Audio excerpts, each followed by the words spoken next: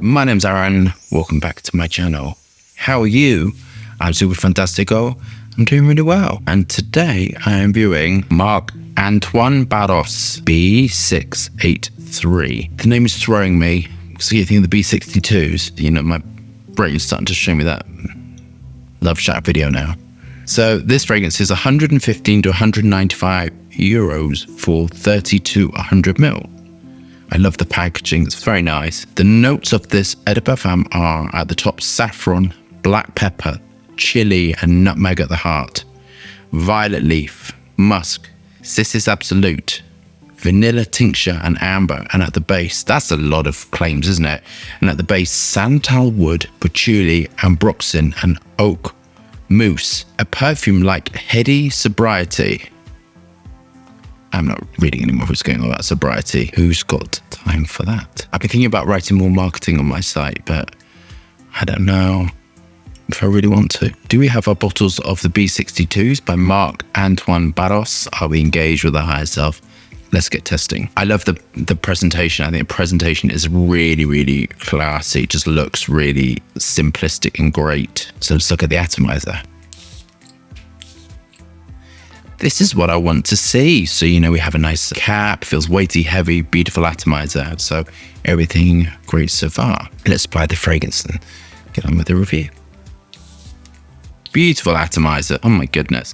When you get a good atomizer, I think it kind of really makes a difference to the fragrance and the experience as well. You apply less because it's wide, fine, dispersive. So whoever's creating this work has this signature is sillage. That is the thing. And this is, I love it straight off. So kind of, it's got that thing to me where I really, really love it. And Ambroxan's giving a harsh, metallic note in combination with some sort of smoothing musk and spicy cumin aldehyde. It's giving a bit of spice, and three together are glorious. Lots of sillage, lots and lots of lift to this. Isu Super, Hedione, and Ambroxan are kind of classic. Very simplistic smelling. It's kind of not an overly complicated fragrance, but it is going to give you that thing which is not insane projection, but insane sillage, and it will just carry on working. This smells incredibly eloquent, refined. The nutmeg is spice as well. So nutmeg and cumin obviously work really well together. Nutmeg and ginger work well together. Nutmeg and frankincense, of course. Nutmeg, frankincense, all those sort of spice notes work really well together. I've been mentioning that when you design a fragrance, you kind of stick with what goes together. And then it's much, much easier instead of trying to have days when you're going to be creative and do stuff together which don't go. And sometimes it really doesn't go, and there's a reason why they don't go together. But so this is aroma chemicals and naturals chosen to go together. And so what it smells like, it smells together and complete. There's nothing weird about it. Very, very smooth, clean smelling. Ambroxan is a really lovely raw material. We kind of gravitate to it as human beings. There's lots of different forms of it. There's depending on the quality and the supplier, depends on what it looks like. I have two forms now. Flakes, which are the most purified. They look ultra pure, very flat flakes, that big. And then I have a new one, not derived from clary sage. I think that's what the supplier said to me.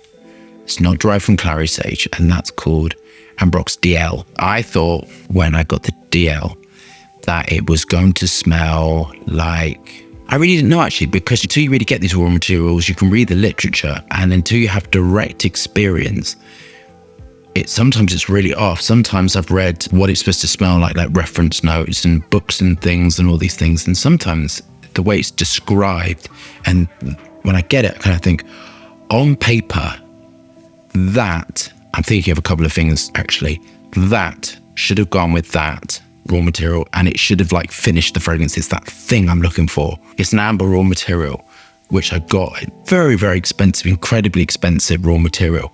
I just bought it because the literature said it was a high-powered amber, and I wanted to use it in a nude. I got it. I don't know. I was expecting much excitement. I had to order it for them to manufacture to send to me. And I kind of was very, very excited for the day that I was going to smell this new raw material. It doesn't happen very often. And I got it and I was so disappointed. And I'm yet to experiment. Maybe within formulas, it may do that thing that they said. I mean, it was really expensive. It was a couple of grand minimum. I can't remember. This was 2022, 2023, I got it. But so very, very disappointed with, when I got it, I kind of thought, okay.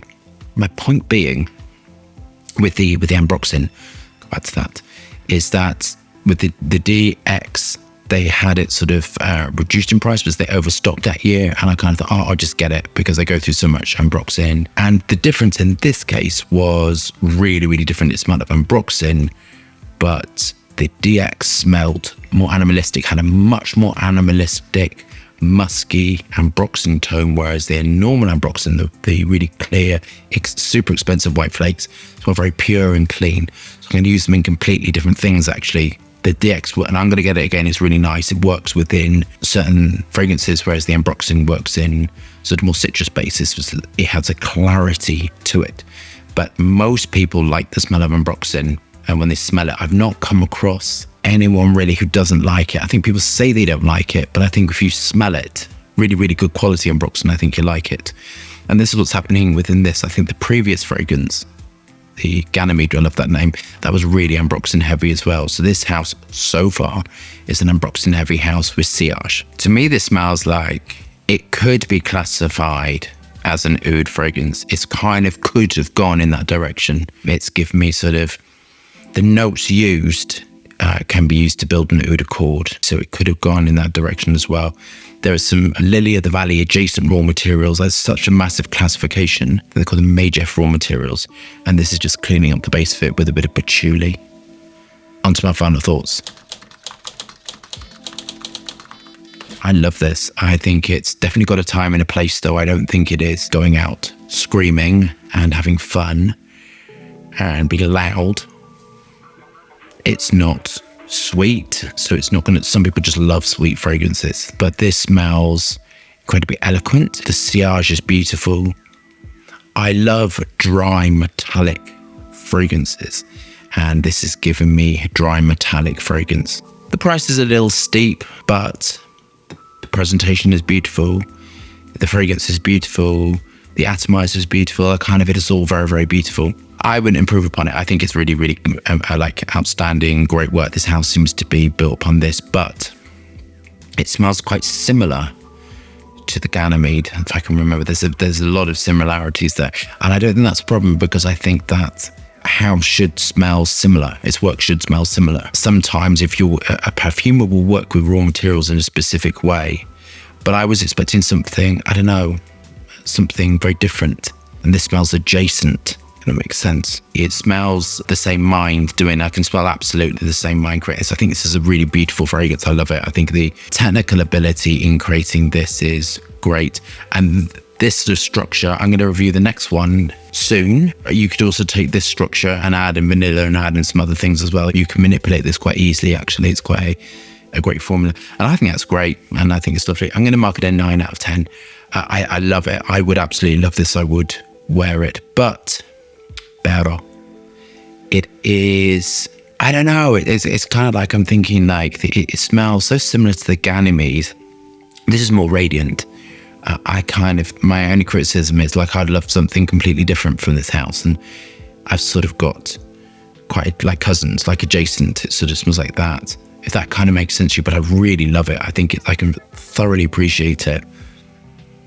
I think this is definitely unisex. I think as well it smells like I'm just sort of smelling Ambroxan, ISO Super Hedione and Ethylene Bracelet. That's kind of what I'm smelling. So it's quite simplistic smelling, but it's really great. Nothing wrong on that. Sometimes on my day off, which isn't very often, and I just want to wear a fragrance for the weekend, I will do something that smells sort of quite simplistic. And I've read that a lot of perfumers do that. Sometimes they put 20% Ambroxan in alcohol to wear it because you don't want to smell of all that stuff. And this sort of smells sort of something like I would wear on the weekend, which I think is glorious. So love that review. Thumbs up and subscribe for more fascinating, interesting content. Lots of moving hands and lots of fragrance views. Hope you're staying safe and well. Let's see you soon.